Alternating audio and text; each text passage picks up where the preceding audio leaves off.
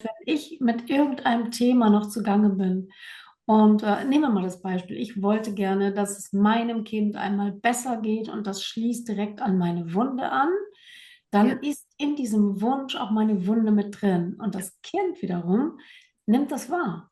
Und es nimmt wahr, was es soll, nämlich dass diese Mutter halt vielleicht braucht, dass es irgendwie ganz selbstbewusst ist, weil die Mutter selber nie selbstbewusst war. mhm. Und dann wird das Kind vielleicht auch ein Kind sein, das ja so selbstbewusst erscheint auf jeden Fall, aber es macht es dann als eine Rolle und nicht wirklich ganz authentisch. Und dann kracht es vielleicht an einer anderen Stelle zusammen und ist dann überhaupt nicht selbstbewusst. Und die Mutter denkt sich, wie kann es sein? Was bin ich für eine Mutter? Warum habe ich es nicht geschafft, mein Kind ganz, ganz selbstbewusst zu machen?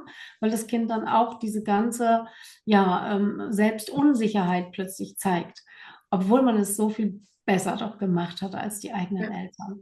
Und das ist dann meistens für die Eltern eine wahnsinnige Herausforderung, Enttäuschung, aber gibt ihnen eben auch Schuldgefühle, wie du sagst. Und sie denken, mein Gott, ich habe es alles ja nicht hingekriegt. Und ja, aber die Wahrheit ist, das Kind fordert die Eltern heraus. Genau an diesem Punkt soll es weitergehen. Ja. Und das passiert ja auch Und oft, das ist dass ein dann Geschenk. Eltern Also das, wirklich in so einen ja. Prozess gelangen.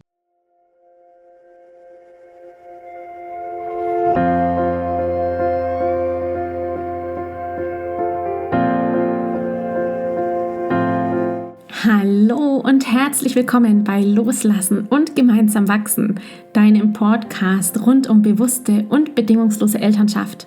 Mein Name ist Manuela Festel, ich bin Mama, Mutmacherin und vor allem Mentorin für achtsame Kommunikation und gewaltfreie Konfliktlösung mit Kindern. Und genau darum geht es auch hier in diesem Podcast. Ich zeige dir, wie du deinen Weg in eine bewusste, authentische und bedingungslose Elternschaft findest und Konflikte schließlich mit deinem Kind achtsam, respektvoll und gewaltfrei lösen kannst. Ganz ohne Schimpfen und Bestrafen. Bist du bereit? Na, dann lass uns loslegen. Hallo meine Liebe, so schön, dass du da bist, hier im Podcast Loslassen und gemeinsam wachsen.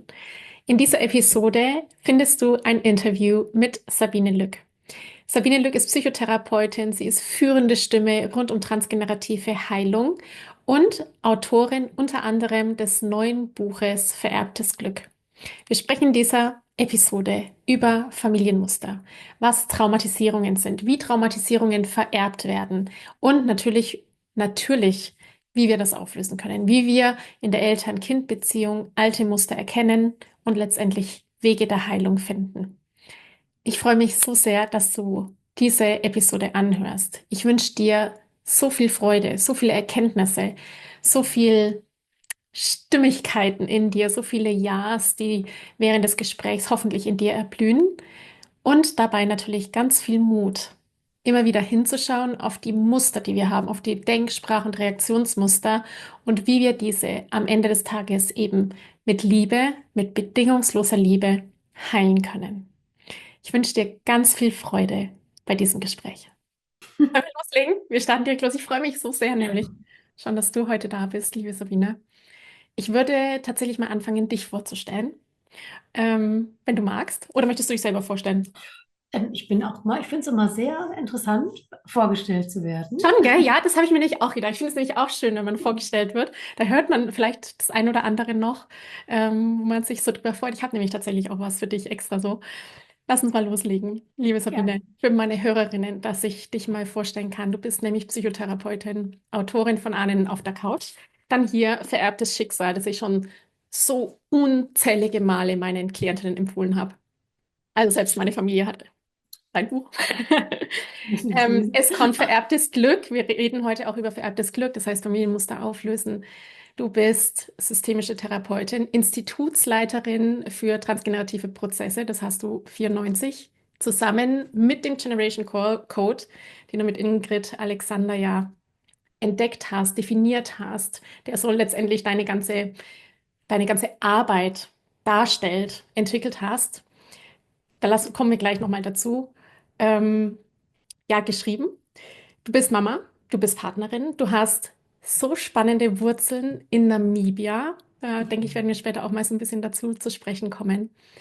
Was mich so begeistert an deiner Arbeit ist, wie du verschiedene Themenbereiche verbindest. Das berührt mich so sehr, weil das auch so meins ist, so interdisziplinär zu arbeiten. Da ist Epigenetik mit dabei, da ist Neuropsychologie dabei, da ist natürlich systemische Therapie mit dabei.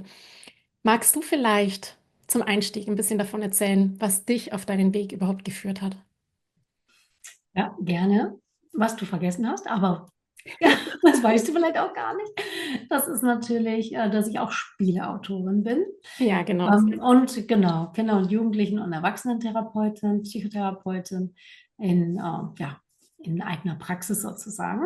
Ja, Ja, und gerne erzähle ich dir ein bisschen was von den Wurzeln. Also ich finde es immer wieder spannend. Natürlich werde ich das sehr oft gefragt. Mensch, wie bist du denn da überhaupt gelandet, wo du gelandet bist? Und in mhm. dem Beruf der Psychotherapeutin, da bin ich eingestiegen, weil ich im Studium wirklich gemerkt habe, wow, das will ich machen, das interessiert mich, wie der Mensch so tickt und was ihn so antreibt und warum Menschen so sind, wie sie sind. Ja, Das wollte ich mir, glaube ich, einfach erklären. Und das war so ein eigener Antrieb, der mich da wirklich geleitet hat.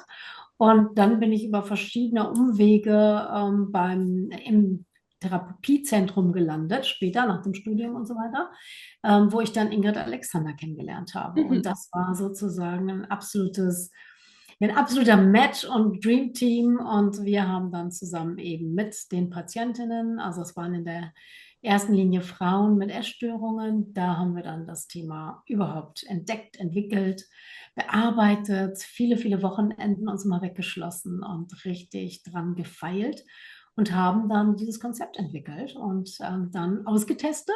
Erst mit den An den ähm, Probanden sozusagen. PatientInnen sozusagen und später auch mit Kollegen. Und dann waren die so begeistert, dass die dann unbedingt auch das lernen wollten. Und so haben wir dann unser Institut gegründet. Und ja, so ist es dann gekommen, dass wir dann irgendwann Jahre später dann das Buch geschrieben haben. Und dann von da an ging es eigentlich los. Dann ist eigentlich so ein Schritt Welle zum ins anderen Rollen. gekommen. Ja. Ja. Ja, ich finde auch tatsächlich, liebe Sabine, du bist führende Sprecherin für das Thema transgenerative Prozesse, transgenerative Heilung. Jetzt komme ich hier auch schon für meine Hörerinnen direkt mit Wörtern, die sie vielleicht noch nicht so richtig greifen können. Magst du mal beschreiben, was sind denn transgenerationale Traumata, die wir haben, emotionale Altlasten und was ist dieser Generation Code, von dem wir gerade schon ein paar Mal gesprochen haben, der Begriff, der ja schon hier gefallen ist? Genau, also transgenerationale Prozesse überhaupt, das ist eigentlich eine Sache, die schon ganz lange bekannt ist, dass man einfach weiß, Mensch, das, was eine Ja. Generation davor oder auch zwei Generationen davor erlebt haben, das hat natürlich einen Einfluss auf die Entwicklung der Kinder jeweils in der nächsten Generation und natürlich, was die mit ihren Eltern erleben. Es gibt da verschiedene Erklärungen. Auf jeden Fall, sage ich mal, eine Definition ist zu sagen, es sind erlebte Traumata unserer Vorfahren, die nicht aufgelöst wurden, die nicht behandelt wurden, in vielen Fällen sogar auch verschwiegen wurden und Mhm. von denen man einfach weiß, dass sie dann unbearbeitet in der nächsten Generation landen. Ich würde heute sagen, nein, jede Generation arbeitet auf ihre Weise daran, entweder mit Überlebensstrategien oder Mustern und so weiter. Ja. Also jede bearbeitet etwas und es wird auch jedes Mal ein kleines Stückchen besser. Das Symptom schwächt sich ab und so weiter. Aber es geht eben weiter, auch epigenetisch, das wissen wir ja heute. Und ja, so würde ich sagen, erstmal zu deiner Frage, das sind transgenerationale Traumata. Aber wie gesagt, ich behaupte ja, dass es nicht nur Traumata sind, sondern dass alles einfach weitergeht. Was wir in unseren Zellen gespeichert haben, das geben wir irgendwie auch weiter. Und bei dem einen mehr das, bei dem anderen mehr das Kind, ne? So geht das Ja, dann weiter. es ist total spannend und ich könnte mir vorstellen, auch verunsichernd so für die ein oder anderen Menschen, dass sie sagen, boah, wenn ich im Prinzip Traumatisierungen habe und die gebe ich weiter, habe ich denn da überhaupt Kontrolle drüber, was ich weitergebe? Ähm, kann ich das überhaupt auflösen? Da kommen ja so ganz viele Fragen direkt mit dieser Menge an Möglichkeiten, die ich quasi vererbt weitergebe. Auch epigenetisch hast du gerade schon gesagt. Wir geben ja da Informationen weiter. Muss mir das Angst machen, dass Ja, ich, also so viel Angst vielleicht auch, wie du bekommst, wenn du denkst, oh je, ich werde irgendwie meine etwas zu große Nase oder mein genau, aha, Fleck ja, am Bein weitervererben ja, eventuell. Oder man hat vielleicht auch irgendwie eine Neigung zu Asthma oder irgendwelchen anderen Krankheiten. Dann hat man natürlich auch wahrscheinlich Sorge, man gibt es irgendwie weiter. Ich mhm, glaube, das kann man nicht verhindern in dem Moment, wo man sich dafür entscheidet, irgendwie nach vorne, irgendwie die Kette weiterzuführen und Kinder zu bekommen, dass man dann natürlich zwangsläufig auch Dinge weitererbt, von denen man vorher gar nicht genau weiß und es vielleicht auch gar nicht möchte. Und manche entscheiden sich dann ja auch bewusst dagegen, Kinder zu Mhm. haben, auch Ja, aufgrund von erfahrenen Traumata. Das erlebe ich immer wieder. Aber vielleicht die gute Nachricht, ganz, ganz, ganz viel Gutes geht auch nach ja, vorne weiter. Und was ich eben immer sage, ist, das Ganze scheint so einen Sinn zu machen, dass nach vorne Dinge weitergehen in ja. Form auch von Überlebensstrategien und auch in Form von Wiederholungen, weil alle gemeinsam daran interessiert sind. Das ist jedenfalls meine ganz, ganz große Überzeugung nach so vielen Jahren, wo ich mit diesem Thema arbeite, dass alle eigentlich gemeinsam daran stricken, dass es besser wird und dass die nächsten Generationen aus diesen Erfahrungen lernen und lernen auch dann das zu bearbeiten oder eben nicht mehr so weiterzugeben, sondern dann daraus resultierende positive Dinge weitergeben. Und das finde ich ist doch auch eine gute Nachricht. Ach, total. Die zweite Frage war ja, was kann denn helfen? Wie kann ich das denn überhaupt verhindern? Da sage ich immer, einen Teil können wir verhindern, aber das, was schon in den Zellen sitzt, das ist schon in unseren Zellen, wenn wir selber Embryo sind, im Ja. Unterleib quasi dann sind, zum Beispiel bei den Frauen, in den Eizellen, die ja schon angelegt sind, in uns ist auch schon Information gespeichert und darüber haben wir nun wirklich keinen Einfluss. Und genauso auch bei den männlichen Embryos in den Samenzellen. Das ist in gewisser Weise schon angelegt, auch wenn es sich dann später natürlich erst nochmal heranreift und so weiter. Aber wir wissen das heute. 3 Generationen in einem Körper bei einer Schwangeren und da haben wir keinen Einfluss. Wahnsinn, oder? Ja, Unglaublich. Also ich merke da immer, wie viel Demut in mir aufkommt, wenn wir uns überlegen, wie magisch, was für ein Wunder eigentlich das Leben ist und was da alles in absolut. unseren Zellen drin ist, wie wir, also wie einzigartig wir auch sind mit der Geschichte, die wir mitbringen. Was das für, Absolut. ja, Genau, und da kommst du dann nämlich zu der nächsten Frage von dir. ja, Was ist der Generation Code? ja, Das sagt ja schon ein bisschen irgendwie dieses Wort Code. Es ist auch ein bisschen abgenutzt, aber wie gesagt, diesen Namen habe ich schon seit 30 Jahren dem ganzen Projekt gegeben.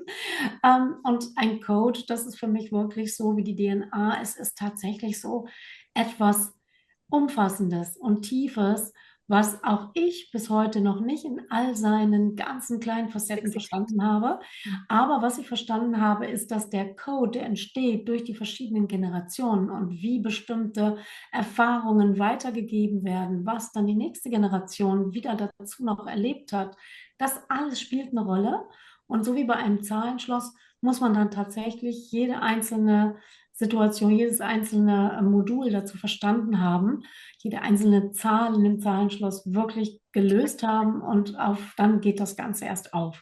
Und das erfahre ich auch jedes Mal, wenn ich mit Menschen arbeite. Erst wenn man die ganze Kette der Ahnenlinie durchgegangen ist und verstanden hat, warum nun bei mir dieses Problem gelandet ist, also in Form eines Päckchens oder eines Traumas, was ich vererbt bekommen habe oder Symptome, von denen ich gar nicht weiß, dass sie mit einem Trauma vielleicht zu tun haben, dann erst kann sich das so richtig bei mir lösen. Und vorher bleibt es halt interessant und vielleicht ein Hinweis, aber dass es sich wirklich auflöst im Sinne dann von Heilung und Veränderung, das ist immer erst, wenn ich alles verstanden habe oder Sabine, alles aufgelöst habe. So. ja, wunderbar. Lass uns da mal in die Praxis gehen. Also so Sehr gerne. ins praktische Erleben. Wenn ich jetzt so zurückdenke zu meiner Arbeit, bei mir geht es ja auch genau wie bei dir ums Thema Freiwerden. Also dass wir als Eltern, als Erwachsene frei werden von diesen emotionalen Lasten, den Glaubenssätzen, Rollenideen, Erwartungen. Erwartungen ist ja auch so ein ganz großes Thema bei den Frauen heute, zumindest ist das die Erfahrung, die ich mache. Damit wir frei werden können für echte, tiefe Bindungsbeziehungen zum Partner, vor allem zu uns selbst. Also Selbstmitgefühl ist ein ganz großes Thema und dann eben zum Partner und zum Kind, damit sich das Kind frei entwickeln kann, dass es frei werden kann, also eben nicht diese ja emotionalen Altlasten übertragen bekommt. Jetzt ist das die Idealvorstellung, natürlich. Die Realität schaut ja doch dann anders aus. Also wir haben die Idee oder viele meiner Frauen, die zu mir kommen, die sagen, oh, ich habe das schon gelesen, ich habe das schon gehört und so und ich weiß ja eigentlich, wie es geht in der Theorie und dann komme ich aber in diesen Moment und da gibt es ja auch in deinem Buch Vererbtes Glück, beschreibst du das so wunderbar mit so vielen kraftvollen ja, Beispielen, die du aus deiner Praxis eben hast. Dann gibt es eben diesen Moment, dass das Kind irgendetwas tut und ich dann davon so als Mutter, ich mache jetzt mal die Mamas, die mit Frauen arbeite ich, die dann so als Mutter so berührt sind davon, dass sie selbst in die Rolle des verletzten inneren Kindes rutschen und dann mit einer Wutexplosion, mit einem Vulkan reagieren, der dann natürlich dazu führt, dass sie danach sich unglaublich schlecht fühlen. Also da kommen Schuldgefühle hoch, da kommt Scham hoch, da kommt dieses, ich hätte es doch besser wissen müssen.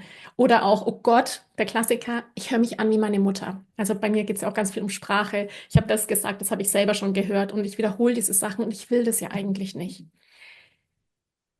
Wenn die Frauen mit dieser Emotion reagieren, magst du mal erklären, was das jetzt hier mit emotionalen Altlasten, mit Trauma zu tun hat und was da dieser Code, letztendlich der Generation Code, in diesem Zusammenhang ist? Ja, also ich denke, dass es schon auch da schon wieder ein bisschen individueller ist, dass man jetzt nicht nur ein Beispiel jetzt für alle irgendwie so deutlich machen Ja, kann. Aber dieses mit dem Triggern ist ja eine Sache, dass mein Kind irgendwas tut und es mich irgendwie triggert, dass ich irgendwie ja, entweder selber mit diesem Gefühl, um das es jetzt gerade geht, die Emotion, dass ich da irgendwie selber ein Thema mit habe, weil ich vielleicht eine schlechte Erfahrung gemacht habe. Oder vielleicht war es in meiner Kindheit verboten, dieses Gefühl zu mhm. zeigen oder zu haben. Oder aber es ist selber durch mein eigenes Leben auch irgendwie, ja, wird es berührt und damit vielleicht ein eigenes Trauma oder so. Aber es kann eben auch sein, dass es wirklich schon über mehrere Generationen geht. Und wenn ich dann bei meinem Kind das erlebe, können eben unterschiedliche Dinge ausgelöst werden. Also das, was du jetzt angesprochen hast, passiert ja meistens an der Stelle, wo es einem selber als Kind nicht erlaubt oder nicht Ja, in Ordnung war, bestimmte Dinge zu tun. Und ja, eigentlich wünsche ich vielleicht sogar meinem Kind, dass es das tun darf.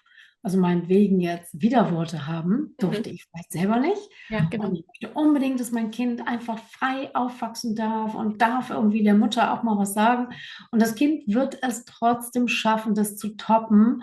Und irgendwo an irgendeinem Punkt ist dann auch für einen selber als Mama Schluss. Man ist getriggert und erbost, ja. Ja, Oder aber man hat ganz viel irgendwie Freiheit für das Kind, weil man selber nicht frei war. Und dann ist das Kind trotzdem nicht glücklich und ist unzufrieden und spiegelt einem das auch. Und dann mhm. denkt man, nee, das kann nicht sein. Also ich hatte so ein Pech, habe mich immer zusammengenommen, habe trotzdem irgendwie Ja. mitgespielt. Und mein Kind kriegt alles und ist immer Hat die noch Chance unzufrieden. sozusagen, ne? Ja, und ist immer noch widerspenstig, hat, Ja. ist immer noch nicht glücklich. Und das kann wirklich dann einen so als Mutter triggern oder man ist da, oder das Kind in uns ist dann erbost. Na, wie kann das eigentlich sein, dass dieses Kind sich das dann so rausnimmt oder es auch gar nichts irgendwie bringt? Und dass unser Plan nicht aufgeht, dass wir unser Kind ja so viel glücklicher sehen wollten. Da sind wir enttäuscht. Und das zum Beispiel ist eine Möglichkeit, aber es gibt eben noch viele andere. Also stellen wir uns vor, das Kind zeigt vielleicht einen extremen Wutanfall und ich selber habe vielleicht erlebt in meiner Kindheit, dass jemand in der Familie gewalttätig war. Ich Ja, habe es beobachtet als Zeugin oder sogar selber erfahren. ja.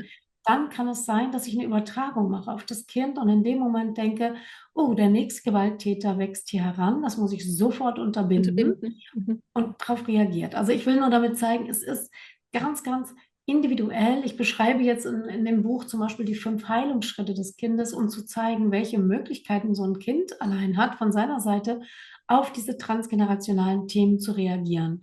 Und da ist eben einer, ich übernehme ungelebte und unbearbeitete Emotionen von den Eltern, ich nehme die auf, die projizieren das in mich hinein und ich übernehme das, ich drücke das dann aus oder ich spiegel das ein Stück weiter, weil es noch nicht aufgearbeitet ist, dass eben jetzt wieder eine neue Chance entsteht, damit umzugehen, wenn man es dann verstanden hat. Nicht jeder hat es verstanden dann, dass das vielleicht sein soll.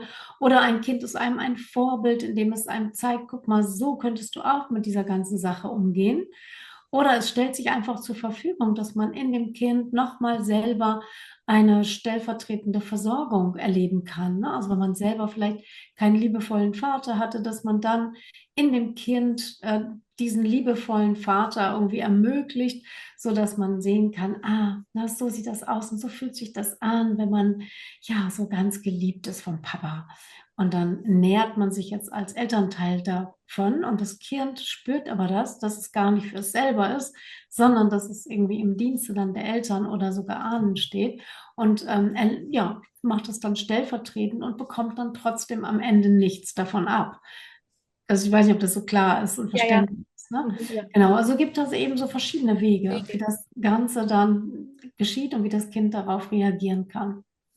Du hast so ein wunderbares Zitat in dem Buch, das heißt, jeder bekommt das Kind, das für seine Entwicklung wichtig ist. Da schreibst du selbst, es ist dein Lieblingszitat. Und als ich es gelesen habe, habe ich mir gedacht, ja, genau so ist es. Magst du das mal in dem Zusammenhang nochmal erklären, weil es passt genau voll gut Genau. dazu. Das ist auch so schon so ein bisschen, was Ja, ich eben angedeutet habe, genau. ne? Das Mhm. heißt, wenn ich mit irgendeinem Thema noch zugange bin und nehmen wir mal das Beispiel, ich wollte gerne, dass es meinem Kind einmal besser geht und das schließt direkt an meine Wunde an, Ja, dann ist in diesem Wunsch auch meine Wunde mit drin. Und das Kind wiederum nimmt das wahr. Und es nimmt wahr, was es soll, nämlich dass diese Mutter halt vielleicht braucht, dass es irgendwie ganz selbstbewusst ist, weil die Mutter selber nie selbstbewusst war. mhm. Und dann wird das Kind vielleicht auch ein Kind sein, das ja so selbstbewusst erscheint auf jeden Fall, aber es macht es dann als eine Rolle und nicht wirklich ganz authentisch. Und dann kracht es vielleicht an einer anderen Stelle zusammen und ist dann überhaupt nicht selbstbewusst. Und die Mutter denkt sich, wie kann es sein? Was bin ich für eine Mutter? Warum habe ich es nicht geschafft, mein Kind ganz, ganz selbstbewusst zu machen? Weil das Kind dann auch diese ganze, ja, Selbstunsicherheit plötzlich zeigt, obwohl man es so viel besser doch gemacht hat als die eigenen Ja. Eltern. Und das ist dann meistens für die Eltern eine wahnsinnige Herausforderung, Enttäuschung, aber gibt ihnen eben auch Schuldgefühle, wie du sagst, und sie denken, mein Gott, ich habe es alles ja nicht hingekriegt. Und ja, aber die Wahrheit ist, das Kind fordert die Eltern heraus. Genau an diesem Punkt soll es weitergehen. Ja. Und das passiert ja auch Und oft, das ist dass ein dann Geschenk. Eltern Also das, wirklich in so einen ja. Prozess gelangen. Ja, genau. Ja, Und das zu erkennen als Geschenk, ja. das wollte ich gerade so sagen oder signalisieren, dass es ein Geschenk ist, dass dieser Konflikt gerade da ist, der ja letztendlich dazu führt, Heilung zu schaffen in einem gewissen Maße. Ja, und auch wenn sie vielleicht nicht dankbar sein können in dem Moment, das kann ich auch Ich verstehen, weiß das auch aber von mir zumindest selbst, ja. sagen, aha, Ja, interessant, lass mal die Neugier statt die Abwehr nach vorne in die erste Reihe und dann zu verstehen, ja, ich will es verstehen. Wenn ich es verstehen kann als Eltern, dann ist ja schon unglaublich viel gewonnen. Und wenn ich dann sage, okay, vielleicht ist es ein Spiegel, lass mal gucken, was hat es mit mir vielleicht zu tun? ja. Sabine, lass uns da gern nochmal gucken. Es gibt das Wort Treuevertrag, das ich jetzt hier natürlich bringen möchte. Was ist denn der Treuevertrag zwischen Eltern und Kind in diesem Zusammenhang? Genau, das ist natürlich, wie gesagt, ein Bild, ne? Ja, Das Kind stellt sich jetzt nicht dahin und sagt, hier, wo ist der Vertrag, hier ja, unterschreibe, unterschrieben. Mhm. sondern es ist ein unbewusster Vorgang, der genau um diese Dinge sich rankt, die wir eben schon so hatten, also diese 5 Heilungswege und dass man dann eben als Kind irgendwie sehr genau spürt, wo brauchen meine Eltern eigentlich noch Reifungsunterstützung, also wo müssen sie reifen, wo ist irgendwas bei ihnen noch nicht gut genug entwickelt, dass sie jetzt so richtig gute Eltern sein können Ja. und hat dafür so ein Gespür und wie gesagt, geht dann genau an der Stelle in diesen unbewussten Treuevertrag, in dem das Kind sich selbst verpflichtet, Mhm. die Eltern an dem Punkt zu stärken, zu schützen, zu schonen. Es gibt da ja eben verschiedene Sich Möglichkeiten. zurückzunehmen. Und genau, und es ist natürlich eben am Ende geht es darum, dass das Kind auch wachsen möchte, weil wir alle, und das ist meine Erfahrung, wünschen uns nichts sehnlicher, als wirklich bei uns selber anzukommen, irgendwie das Gefühl haben zu können, wir dürfen so sein, wie wir sind in Ordnung, so wie wir sind, wir dürfen alle Gefühle haben, wir dürfen uns entwickeln, wir dürfen uns auch in Autonomie entwickeln. Und weil das in uns eigentlich schon ganz klar angelegt ist, wissen wir unbewusst alle, wo wir eigentlich hinwollen. Nur das Leben hält uns davon ab und eben, wie gesagt, die Treue zu den Eltern, weil wir dürfen es nicht besser haben als unsere Eltern. Ich spreche ja da auch immer gerne von dem Glücksrahmen, den wir nicht überschreiten dürfen. Und das ist Teil dieses Kontraktes mit den Eltern, dieses Vertrages und der Loyalität, dass ich sie an ihrem schmerzlichsten Punkt eben nicht überrunden möchte, dass ich sie da eben, dass ich da drunter bleibe oder in diesem Rahmen bleibe und es mir eben nicht besser gehen darf. Oh, jetzt kommen wir gerade zu einem ganz großen Thema ja auch. Nämlich, wenn ich das jetzt so anschaue, dann gehe ich zurück zu den Eltern, also zu der Mutter, die jetzt gerade das erlebt oder diesen Konflikt hat, und zu ihren Wurzeln. Das heißt, die Wurzeln letztendlich, wo sie eine Heilung braucht und der Cycle, um der Cycle Breaker werden zu können, das Kind einen ja letztendlich dahin führt und sagt, guck da darf ich nicht drüber hinauswachsen, das ist die Wunde, die du heilen darfst. Was können denn Eltern da jetzt machen? Also wie wichtig ist, ich habe ganz viele Fragen gleich. Einmal das Thema sich selbst regulieren, also mit sich selbst in Kontakt kommen, Mitgefühl zu entwickeln für das, was ist und natürlich auch die eigenen Wurzeln anzuschauen. Du hast in deinem Buch auch so ein schönes Bild mit dem Baum. Magst du da mal dazu was Genau, sagen? das Baumbild Mhm. kommt ja auch von dem Spiel, was ich entwickelt habe. Ich Ja, sagte ja am Anfang, dass ich auch Spieleautorin bin und ich habe ein Spiel entwickelt für Therapeuten und BeraterInnen, die dann mit Familien das spielen können. Also das ist ja, keine Sache, die man Eltern in die Hand drückt. Da kann man sich wirklich sehr verletzen, sage ich mal, weil es sehr mhm. tief gehen kann und auch eben traumatische Erinnerungen, Erfahrungen aufploppen können. Ja, Deswegen in Begleitung. Aber es ist wirklich ein ganz, ganz tolles Tool, mit dem ich wirklich verstehen kann, wie das Ganze überhaupt funktioniert und dann auch eben eine Heilung irgendwie erlebe. ja. Und du hattest aber irgendwie was anderes gefragt an der Stelle, was ich irgendwie erklären sollte. Jetzt bin ich leider ein bisschen vom Alles gut. Pfad Nämlich abgewichen. so, das Kind möchte einen ja darauf hinweisen, dass es da was zu bearbeiten gibt. Also, und Genau, darf ja auch nicht darüber hinauswachsen. Wie können genau. Eltern Ja. das jetzt dann quasi wahrnehmen und sehen und was können sie letztendlich machen? Was können Sie tun? Ja, was? Genau, in meinem Buch beschreibe ich ja oder habe ich ja sehr viel Tools und ich denke, es ist so eine ganz, ganz gute Mischung. Das, was man tun kann, ist natürlich zu reflektieren. Das haben wir ja jetzt eben schon so ein bisschen angesprochen.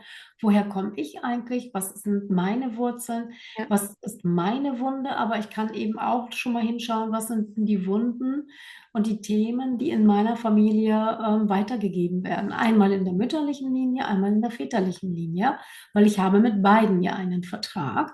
Natürlich die Themen, die hier und da zu finden sind, die kommen zusammen, weil das ist ja auch etwas, was ich beschreibe in dem Buch, dass Paare sich nicht nur zufällig treffen, ja, sondern dass sie eben auch gemeinsam so einen ja. Plan haben, Heilung in die Welt zu Mhm. bringen und sie entdecken das jeweilige Heilsum in dem anderen und versuchen dann auf jeden Fall ihr Glück.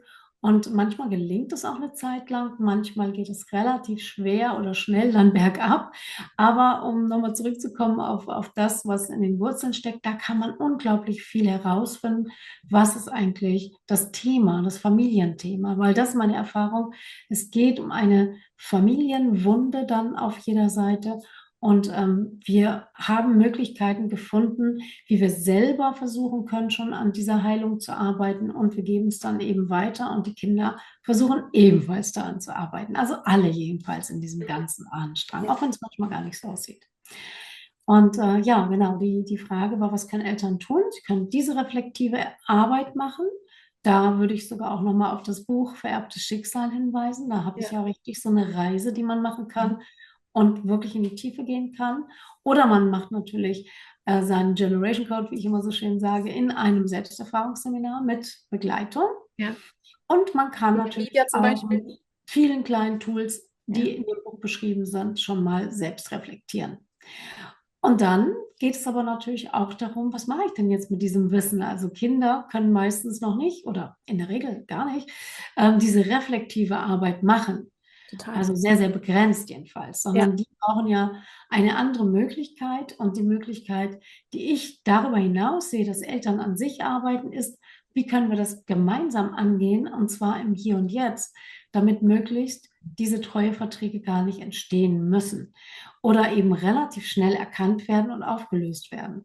Und da gibt es dann eben viele verschiedene kleine Übungen und Dinge, mit denen dann auch gemeinsam Erfahrungen gemacht werden können, die dann ermöglichen, dass ein Kind jetzt zum Beispiel erfährt, dass dieses Gefühl, diese Emotion völlig in Ordnung ist, dass eine Mutter das selber gut ab kann, mit diesem Gefühl konfrontiert zu werden und dann natürlich auch den Umgang kennt. Also diese Tools, die ich dann da drin habe, die wollen eben auch Eltern dazu dabei unterstützen, dann den Umgang mit diesen vererbten Emotionen auch neu zu lernen, weil das ist das, was in Mitleidenschaft gezogen wurde in der Vergangenheit, dass man eben mit bestimmten Emotionen und Gefühlen gar nicht mehr gesund und authentisch umgehen kann.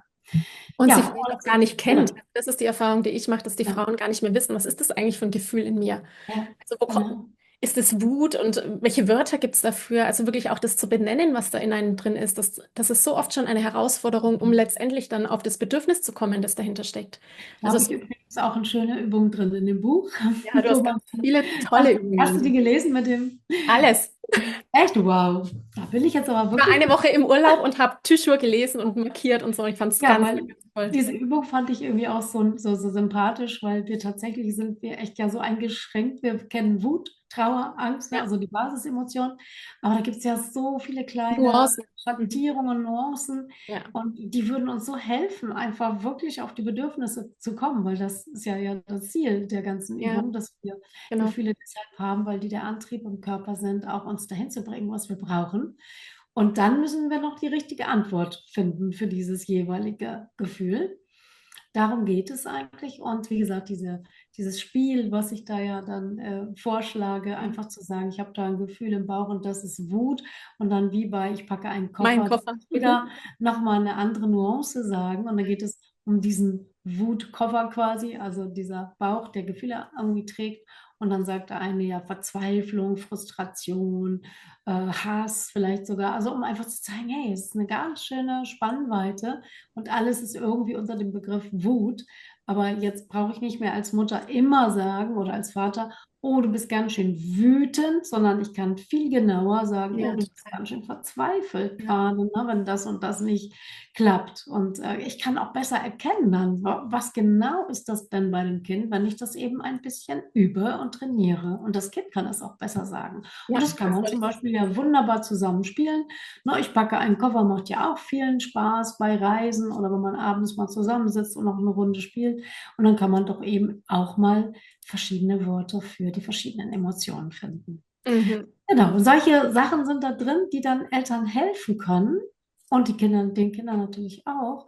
Ein Coaching, ein Eltern-Kind-Coaching, das ist ja meine sogenannte Spieleapotheke, die ich da auch zu großen Teilen schon drin beschreibe. Die ist natürlich viel umfangreicher, aber wie gesagt, da war dann zu wenig Platz im Buch und ich habe alles Ja, ausgereizt und musste dann genau. trotzdem noch Das muss Sachen man. leider rausstreichen, was sehr schade war. Ja, das glaube ich. Aber es ist halt so ein Querschnitt drin, um zu verstehen, genau, sowas hilft, wenn wir das dann gemeinsam angehen, gemeinsam genau an dem Punkt anders machen, der vorher vielleicht für uns eine Schwierigkeit war oder eine Blockade. Ne? Wenn vielleicht wirklich eine Mutter oder ein Vater große Probleme mit dem Gefühl Angst, mit der Emotion Angst hatte, dann jetzt plötzlich mit verschiedenen Tools weiß, hey, ich bin da jetzt ganz anders aufgestellt. Ich brauche mich vor diesem Gefühl nicht mehr fürchten. Ich packe es nicht mehr in den Keller. Ne? Ich beschreibe ja auch die Genau, dieses Kellerkinder. Kind. Ja. Genau. So dass ich dann sagen kann, okay, also, ne, wenn ich jetzt diesmal mein Kind spiegle, sag, du bist verzweifelt, dann kann ich Oder das mit einer Frage. wahrsagen, Ja. dass Mhm. mein Kind verzweifelt ist. Ja. Und ich weiß sogar, was eigentlich vielleicht gut helfen könnte, wenn man verzweifelt ist.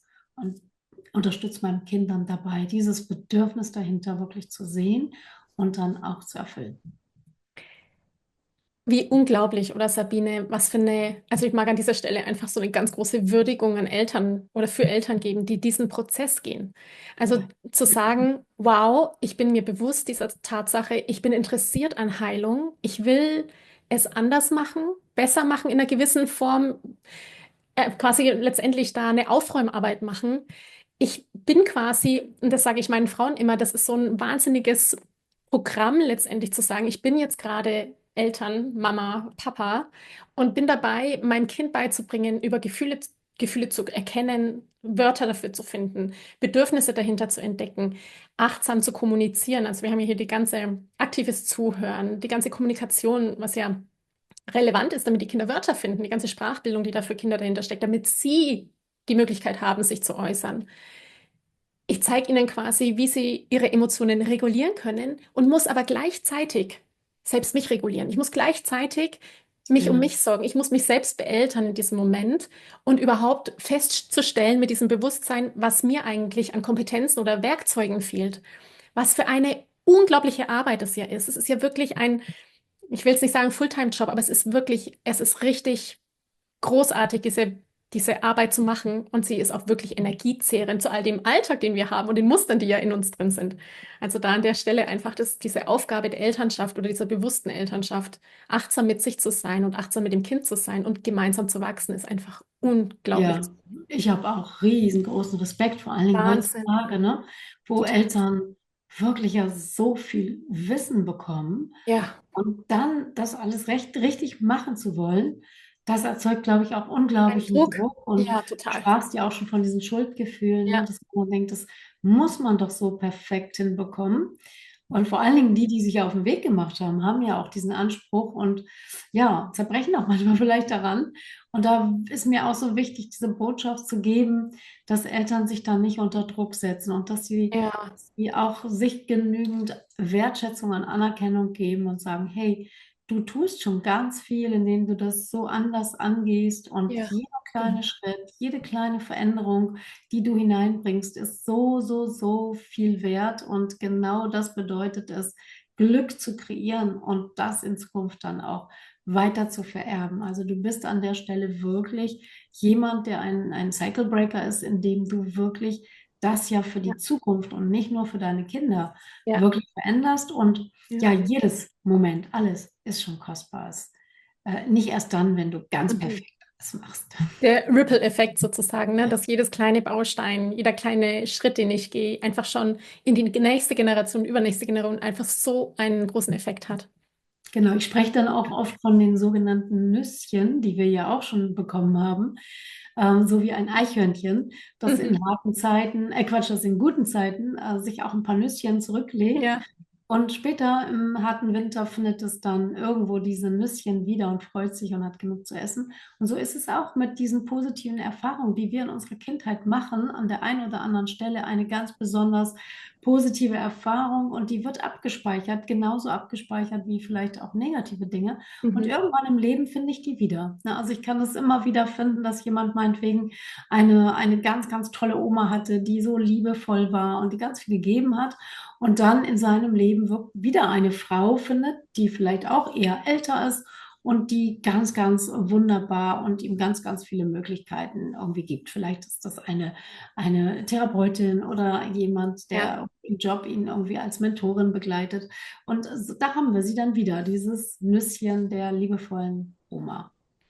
Das ist letztendlich ja auch die Ressource, die im Generation Code, wenn du so möchtest, drin abgespeichert ist. Also in diesem Code letztendlich eben auch die positive Ressource, dass ich auf was zurückgreifen kann, was dienlich ist, was mir hilft, was der nächsten Generation hilft, wo ich mich auch letztendlich verankert immer wieder daran erinnern kann.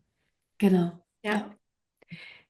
Thema Mitgefühl ist ja da auch wichtig. Inwiefern ist Mitgefühl sowohl für uns, also als Mutter zum Beispiel, in dem Moment, als auch für die Ahnen Teil des Heilungsprozesses? Genau. Das ist so wunderbar eigentlich, dass bei dieser Methode mit Generation Code das einfach geschieht.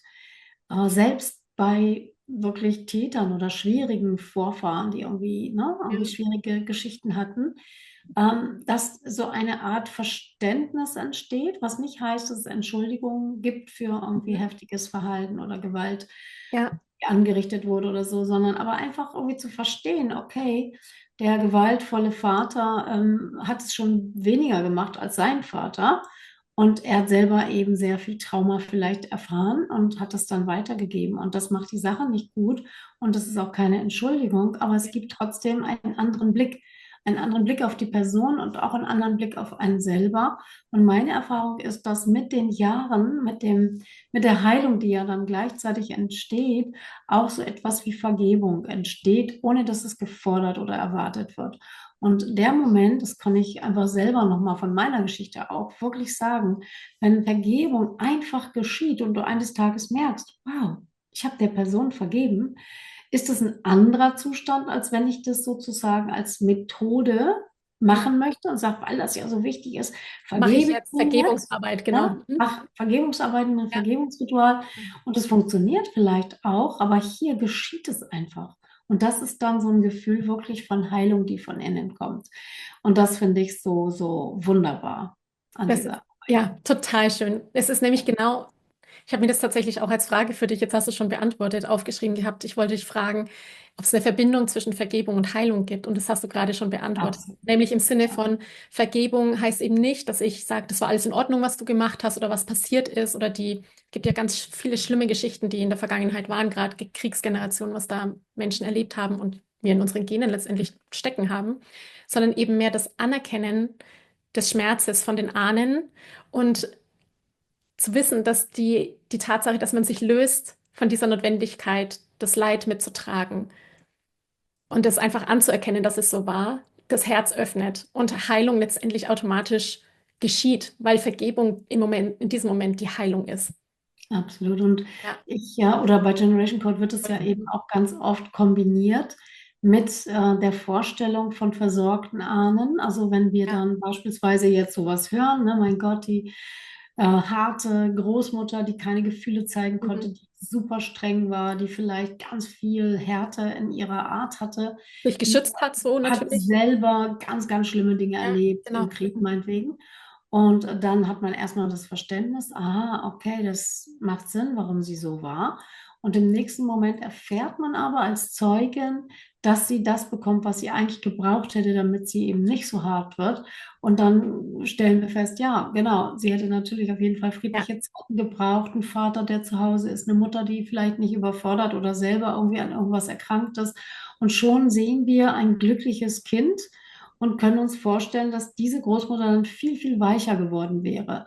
Und die Kombination von diesen beiden Sachen, also zu erkennen, was der Grund war und gleichzeitig ihr Potenzial plötzlich sehen zu können, selbst wenn es fiktiv ist ja, und nur erdacht ist, können wir uns schon entspannen körperlich und ja. können dann irgendwie diese neue alternative Erinnerung Mhm. auch abspeichern. Ne? Das Ja, heißt nicht, dass wir das andere irgendwie ja. vergessen. Das wissen wir natürlich, wie es wirklich war. Aber unser Bild von uns selber und von dieser Ahnengeschichte kann sich ein Stück wandeln. Und das ist das Heilsame daran. Genau. Ja, das ist das Freiwerden im Sinne von, dass man die Geschichte neu schreibt. Dass man, wie du Genau. gerade gesagt hast, Ja, im Kopf einfach alles versorgt, was es zu versorgen gab und dann eben die Geschichte neu schreibt und sich ja neue Gedanken dazu macht, wie es mal war. genau. Und das kann man natürlich am besten erleben, wenn jemand das von außen begleitet, sag ich mal. Ja, total. Aber es ist auch schon eine sehr, sehr schöne Übung. Zum Beispiel, ne, beschreibe ich das ja im Buch, mit Kindern zusammen mal hinzuschauen, was eine Person, die in diesem Ahnenbaum besonders hervorsticht oder von der wir auch Ja, wissen, dass wir vielleicht irgendwie sie auch schon ein bisschen versorgen, dann zu erleben, ja, was hätte sie eigentlich haben müssen. genau. Und Kinder sind da so toll drin. Die Mhm. haben so ein tiefes Gespür dafür, was Ja, eigentlich nicht notwendig wäre. Und dann kann man das da irgendwie mit Bildern und Glitzer und was weiß ich einfach hinschreiben, hinmalen in diesen Baum. Und dann einfach sehen, wow, guck mal, wie anders ist es jetzt, wenn, ne, Onkel so und so oder Opa der und der das und das gehabt hätte. Und dann sehen wir plötzlich ein ja, buntes, leuchtendes Bild um ihn herum und verstehen, ja, und dann wäre das ein ganz liebevoller Mensch gewesen. Und der hätte niemals seine Kinder so hart ja. berührt oder angefasst oder was auch immer. Und Weggegeben, was es dann, alles gibt, genau. ja, und dann fühlt sich das einfach ganz, ganz schön und entlastet auch an für einen selber. Ich gebe meinen Frauen immer mit, immer wieder wiederholend natürlich, dass sie die Momente des Glücks im Alltag bewusster wahrnehmen sollen. Also wirklich Thema Achtsamkeit mit dem Kind sein, im jetzigen Moment, wie man es auch so von Eckhart Tolle so wunderschön hört, im Now zu sein, wahrzunehmen, was gerade ist, dieses bewusste Gewahrsein zu entwickeln.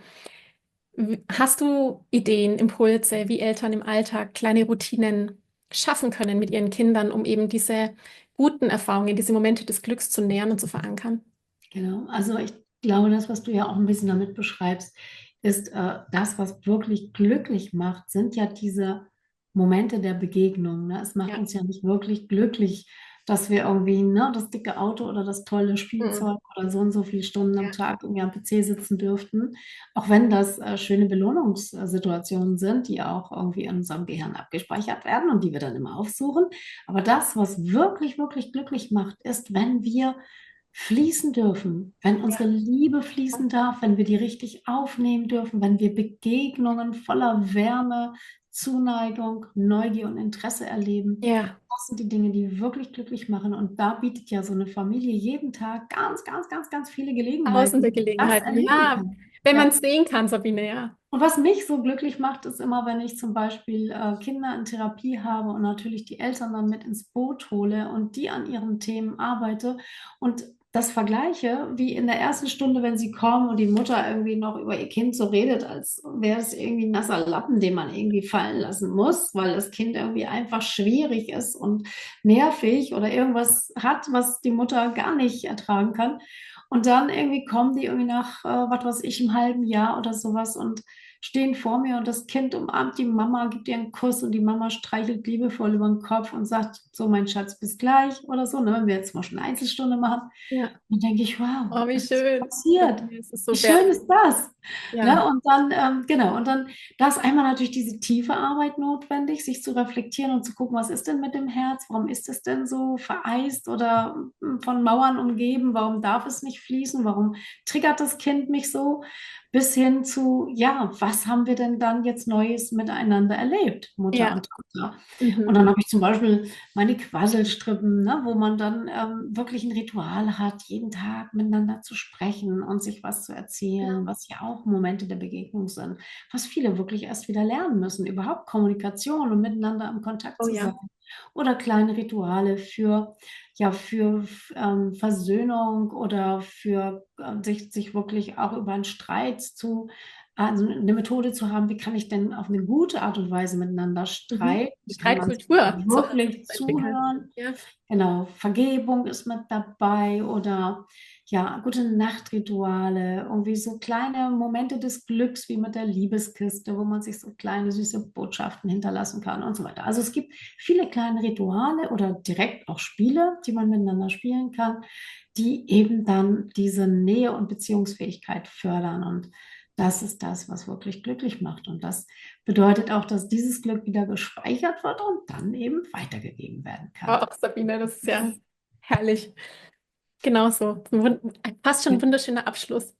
Mir ist gerade noch eingefallen, ich habe meine Abschlussarbeit vor vielen Jahren an der Uni über Pinocchio geschrieben. Und ich habe so oft habe ich an Pinocchio denken müssen, als ich dein Buch gelesen habe. Und natürlich auch Vererbtes Schicksal. Die Geschichte Pinocchio sagt dir sicherlich was, weil es ist ja so ein ja, ganz natürlich. armes Märchen. Ja, Und da kommt am Ende, als sich Pinocchio letztendlich zu einem Jungen verwandelt, sagt er etwas wie, wie dumm war ich nur, als ich eine Marionette war. ja, Und das ist so ein schönes Bild für diese Fäden der Vergangenheit, die uns ja steuern, die Ängste, die wir haben, die vererbten Muster, die wir haben, die uns quasi so zu einer Marionette des Alten machen, wo wir so schwer in der Vergangenheit hängen, hinzukommen zu diesem authentischen Ich, das sich frei entwickeln kann, das einfach voller Liebe sein kann, voller Mitgefühl sein kann, das Geppetto dann auch so umarmen ja. kann. Also der Pinocchio ist ja so voller Weisheiten. Das ist so ein unfassbar tolles Buch. Ja. Da habe ich Und jetzt das, einfach, was du jetzt dazu noch wahrscheinlich auch geschrieben hast, aber jetzt nicht erwähnt hast, ist, dass er ja geschnitzt wird von dem Papa ja, sozusagen. genau. Also der Ja, macht ihn selbst. Also ja, das genau. ist dann so ein bisschen für mich das, was ich auch mit dem Treuevertrag sagen will, Genau. dass das Kind sich so dermaßen in den Dienst stellt der Eltern So und sich wahnsinnig, genau. quasi Ja. schnitzen lässt Formen lässt, ne? nach Wie der Erziehung Form. einen formt. Ja, Genau, genau. ja, ja.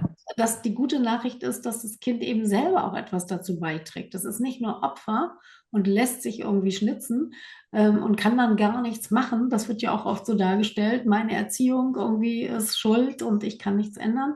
Und Nein. das finde ich so schön mit dem Bild, wie du es sagst, wenn diese Fäden dann durchtrennt werden, die mich Ja, eine Marionette sein lassen, und das sind in diesem Fall ja diese Verstrickungen mit den Vorfahren, dann kann man wirklich authentisch werden, die sogenannte Scheinidentität ablegen, von der ja, ich spreche, genau. und dann wirklich im authentischen im authentischen sein Ja. und vor allen Dingen halt in die Selbstliebe gehen und dann sage ich Und immer, Schöpfer sein, ne? Sein eigenes ja, Leben zu kreieren. genau, ja, Also wirklich wieder zu sagen, ich hatte es erst gestern in einem Call mit meinen Frauen, dieses Wissen zu haben, ich bin voller Macht, ich kann verändern. Ich bin ja, nicht dem Ganzen ausgeliefert und Opfer des Seins und Opfer meiner Herkunft und meiner Gene und oh Gott, und ich kann ja gar nichts machen, sondern wirklich dieses Bewusstsein zu haben, ich kann verändern. Ich habe das in ja, der Hand, wie ich damit umgehe. Und ja, wenn ich das will, dann kann ich. Und das, ich finde, es ist so eine unglaubliche Erinnerung auch an die eigenen Kräfte, die in uns drin liegen, auch an die eigenen Ressourcen, die guten Ressourcen, die in uns drin liegen. Sich immer wieder dieser Tatsache bewusst zu machen, ist einfach so heilsam. Es ist so heilsam. genau. Ja, einer meiner Lehrenden, die mich gelehrt haben, haben mir gesagt, dass das Wissen zur Heilung in uns liegt. Und Ja, das ist das, total. was ich Davon bin ich wirklich überzeugt. jeden Tag aufs Neue Ja, wirklich bestätigt sehe. Das ja. stimmt. Und Und man ich muss dem finde einfach tatsächlich nur auch, folgen. die Kinder, die sind da so nah dran. Also ich denke mir Ja, so oft, die Kinder, ich sage es jetzt mal so ganz spirituell, die sind noch so nah an Gott, die sind noch ja, so nah an der Quelle, die wissen eigentlich, wie sie reagieren müssen, damit die Heilung schneller gelingt. Also dieses Spiegeln der Kinder, die haben dieses unglaubliche Wissen, weil sie noch nicht diese ganzen Konditionierungen genau. haben in der Form, wie wir es vielleicht so im Laufe unseres Lebens entwickeln und Ängste, die wir da so haben und was da so alles in Erwachsenen drin liegt. Und die sind da noch so nah dran, dass die einfach wirklich einfach haben Absolut. dieses Ja. Wissen einfach so unglaublich. Das ist so ein Geschenk, ja. Ja, Mhm. das finde ich auch schön, wie du das sagst, weil genauso erkläre ich das auch immer, dass ich sage, dass diese ganzen Ego-Strategien, das wird ja auch in manchen, sage ich mal, Coachings unheimlich noch geboostert, ne? Dass man Ja. eigentlich sich noch mehr von sich selbst entfernt, weil man Mhm. irgendwie noch eigentlich so eine Überlebensstrategie oder so Ja. eine Sache, so ein Muster noch mehr verfeinert und eigentlich so sich das falsche Selbst noch mal mehr aufsetzt, Ja. anstatt eben genau diesem Pfad zu folgen, diesem inneren Ruf zu folgen, wo wir einst als Kinder so nah dran sind. Ja, Und genau. das Zugang, ich nenne das eben auch immer ganz gern das göttliche Kind in uns, Mhm. dass Schön. wir zu dem halt wirklich wiederfinden. Und das ist Ja, eigentlich unser Ziel die ganze Zeit. Aber wir total. verirren uns, ne? Weil wir dann die Ego-Strategien entwickeln und sagen, Genau. okay, wenn du nur schön genug, klug genug, erfolgreich genug, Ja, ja, dann irgendwann werde ich dieses Gefühl haben. Und genau das ist eben der falsche Weg, sondern ja. der Weg führt dahin zu verstehen, okay, Wer ich wenn schon ich das bin. dann alles erreicht habe und Ja, dann und genau. dann, und dann, und dann irgendwann kommt, ja, dann darf ich endlich sein, wer ich bin. Ja, Ach ja, genau. so. Mhm. Also geht es eigentlich darum, dass ich sein will, wer ich bin. Und das Genau. ist das Schöne am Generation Code, dass wir dahin kommen, dass wir niemand mehr sein müssen, sondern dass wir selbst sein dürfen. Und zwar mit allem, was zu uns gehört, auch mit den Dingen, die wir nicht so toll Ja, finden, die auch schwierig sind oder die auch schwer zu lösen sind vielleicht. Aber wir dürfen einfach wieder wir selber sein und wir dürfen unsere Gefühle haben und unsere Emotionen und wir dürfen einfach den Weg gehen, zu dem wir uns eigentlich aufgemacht haben in diesem Leben, nämlich uns selbst zu finden. ja. Und das finde ich schön, Oh, wenn wir uns selbst gefunden genau, haben, das ist, dann können wir auch die anderen sehen und können auch lieben und uns lieben lassen. Das ist ja meistens immer das, was noch was schwieriger noch ist. schwierig ist am Ende, ja. Genau, diese Verbundenheit zu sich selbst wieder zu Ja, entdecken. genau. Oh, herrlich. Sabine, ganz großes Kino. Wirklich ganz großes Kino. Dein Buch Ja, verehrt das es. scheinst du ja auch zu machen, ne? Wenn ich dich Ja, so richtig genau so. höre. Also ich habe tatsächlich mit meinen Frauen, ist es genau das Thema, dass es um Verbundenheit eben geht, dass sie sich wieder entdecken, wer sie eigentlich sind, dass sie sich loslösen von diesen Gedanken, die sie haben. Was muss ich alles haben, damit ich dann mal glücklich bin, sondern wirklich wieder diese Wurzeln entdecken in sich drinnen, wer sie eigentlich schon sind. Ich bin davon auch überzeugt, dass mit diesem inneren Wissen, wenn ich dann wieder den Zugang dazu habe und mich entdecke, dass alle Themen wie Konkurrenz und Wettbewerb einfach hinfällig werden, weil ich dann anerkennen kann, dass ich, wie ich bin, eine unfassbare Einzigartigkeit mitbringe, die gebraucht wird hier in dieser Welt, die wichtig ist und die so sein darf. Und das vielleicht am Ende ja auch unsere Lebensaufgabe ist, uns eben zu entdecken in diesem, ja, auf dieser Spielwiese Erde, in der wir hier gerade sind. Und wir werden, also ich finde, es geht mir immer wieder so, und das glaube ich geht allen Menschen so, dass sie sich mehr und mehr in ein Thema vertiefen, dass am Ende was ganz Spirituelles dabei rauskommt, ne? Dass Ja, wir irgendwo spüren, ganz tief in uns drin sind wir eigentlich dieses Eins, ne, ja, mit Quelle, allen alter und, Quelle. und Licht, und das wollen wir, ne? Ob es Ja, im genau. Buddhismus oder auch in anderen Religionen sind, überall wird es eigentlich beschrieben, dass unsere große Sehnsucht die ist, nach Hause zu kommen oder in den Himmel oder zu Gott. Aber Ja, eigentlich die ist es das bedingungslose Liebe letztendlich. große Ganze, genau. Und die Ja. bedingungslose Liebe. Ja. Sabine, zum Schluss, was wünschst du dir für die Zukunft oder für die Generationen der Zukunft? Genau das. Das, Sehr ich gut. sage immer, dass sie die Erfahrungen machen, die sie brauchen, damit die Herzen frei werden, damit die Mauern einstürzen, die um Ja, diese Herzen gebaut sind und damit die Liebe wieder frei fließen darf durch die Generationen. Also ich habe ja gestern, haben wir mein Buchrelease gefeiert und es war so wunderbar zu erleben, dass die Menschen, die alle diese Arbeit schon gemacht haben und da waren, und das hat wirklich jeder gesagt. Es war ein Fest, in dem die Menschen so aufeinander zugegangen sind, wie sie sind und herrlich. voller Wärme und Liebe. Schön. Und es Ja, war absolut authentisch und es war einfach nur ganz, ganz, ganz wunderbar. Und so soll es sein, überall auf der Welt. Das Ja, würde ich mir wünschen. ich mir auch. Ich unterschreibe das direkt gleich mit. Dein Buch Vererbtes Glück ist ab 1.5., richtig? Ab 1.5. Genau. Ich raus. habe gehört, es wird schon verschickt, Schon also man verschickt, kann sehr es gut. Das schon heißt, man kann es direkt bestellen. bestellen. Ich Genau. werde es natürlich in den Shownotes verlinken, dass sich die Frauen das unbedingt zulegen dürfen. Es ist ein großartiges Buch, großes Kino. Nicht nur für Fachkräfte an der Stelle natürlich auch. Du sprichst nicht Genau. Fachkräfte an, sondern Eltern, wirklich, die interessiert sind. Eltern, alle, die in Ja, Beziehung alle sind die in oder Beziehung mit sind. Menschen zu tun haben, die in Beziehung sind. Also Ja, alle. alle. Alle im Prinzip. Es gibt unglaublich viele Übungen, die man machen kann. Es ist wirklich, für mich war, als ich es gelesen habe, Vererbtes Glück wirklich so ein Begleiter, fast ein Jahresbegleiter, bei dem man sich mutig Schritt für Schritt durch eine Übung der nächsten angeln kann, je nachdem, was einen auch anspricht natürlich, mit so unglaublich vielen Ressourcen für Miteinander, für Kommunikation. Auch Familie ist ja bunt, heute noch viel mehr vielleicht, oder im Bewusstsein natürlich noch viel mehr, als es früher war. Früher war ja nicht so viel erlaubt, was heute ja möglich ist. Einfach wirklich so viele Themen angehen zu können, das ist wirklich ein wahnsinniger Schatz. Und ich finde es Danke. ganz großartig für dieses Danke, dass du das so tolle, sagst. tolle Freut Buch. mich Ja, sehr. beides übrigens, also auch Vererbtes Schicksal. Und ich freue mich natürlich auch auf mein Exemplar. Ja, das wirst du bekommen. Ich freue mich schon sehr. Liebe Sabine, magst du noch ganz kurz, weil ich habe dir in der E-Mail auch geschrieben, ich liebäugel so ein bisschen mit deiner ja, Selbstfindungsreise in Namibia. Magst du da vielleicht auch noch ganz kurz was dazu sagen für diejenigen, die sagen, wow, ja, ich hätte Lust auf so ein tiefes Eintauchen, wo ich auch bewusst mir natürlich die Zeit nehme und nicht das nur so im Alltag versuche, mir die Zeit hier zu geben für verschiedene Übungen, sondern auch zu sagen, ich mache da eine Reise hin und du Das ist hast wieder natürlich bald ein was ganz Q&A und so, ja? Exklusives, sage ich mal. Ja, Ne? Man kann diese Arbeit natürlich auch hier machen in Deutschland auf unterschiedliche Weise, natürlich. auch in der Gruppe.